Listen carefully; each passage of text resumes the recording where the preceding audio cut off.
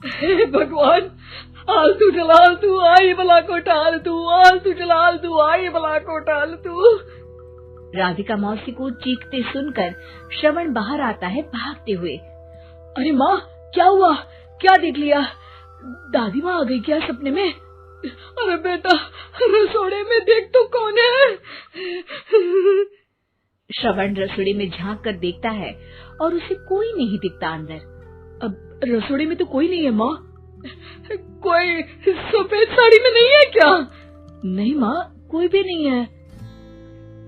चिल्लम chilli की आवाज सुनकर काजल भी वहाँ आ जाती है। अब क्या हो गया माँ जी? अरे बेटा, रसोड़े में एक चुड़ैल थी सफेद साड़ी में। अरे क्या कर रही थी वो अंदर? अरे बताया नहीं, कल आएगी ना तो पूछ लूंगी। चुड़ैल जी, आपका क्या प्लान है?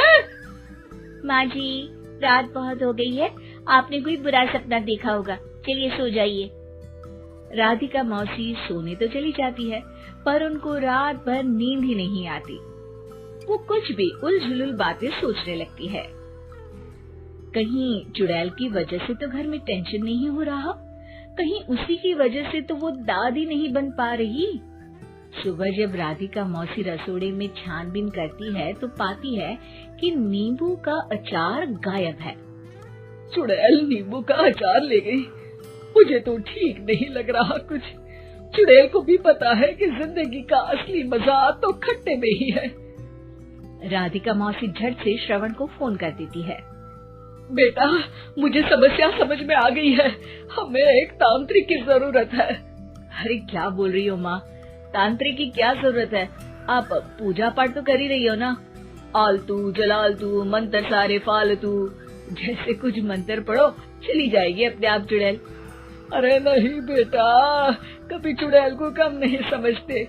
अरे तुझे पता भी नहीं चलेगा कि कभी वो छल करके काजल की जगह घर की बहू खुद बन जाएगी। क्या माँ, कुछ भी बोल रही हो?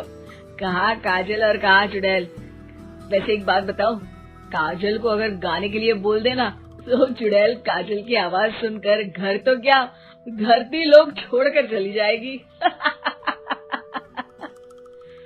तुम ना पढ़े लिखे बच्चे हर चीज को मजाक समझते हो।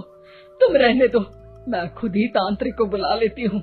अच्छा सुन, शाम को इमली लेके आना। क्या है कि चटनी खाए बहुत दिन हो गए है ना? नहीं माँ, इमली तांत्रिक से ही मंगवा लो ना, आटा वगैरह भी उसी से पिसवा लेना। देखो मुझे काम करना है। श्रवण रात को कई तरह की सब्जियों के साथ माँ के कहने पे चटनी के लिए इमली भी ले आया था, लेकिन राधिका मौसी के दिमाग में अलग ही फिल्म चल रही थी।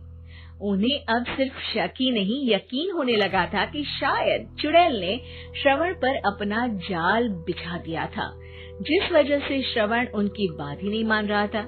पर कोई नहीं, आने वाली रात में राधिका मौसी खुद तैयार हो गई चुड़ैल को पकड़ने के लिए। रुद्राक्ष की माला, तुलसी का पत्ता, हनुमान चालीसा सब हाथ के पास ही था, बस चुड़ैल का इंतजार था। और जैसा राधिका मौसी ने सोचा था वैसा ही हुआ। वो चुड़ैल उस रात भी आई, पर वो राधिका मौसी से तेज निकली और राधिका मौसी के उससे पकड़ने के पहले ही वो भाग खड़ी हुई।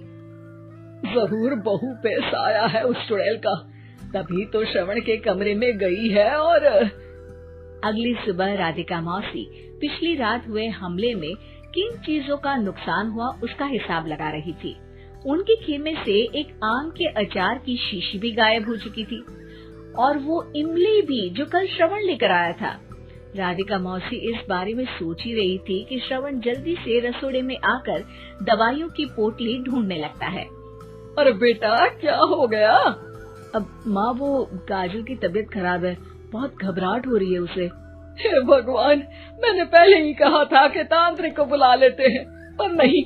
अब देखो, उस चुड़ैल ने काजल को अपने वश में करना शुरू भी कर दिया है।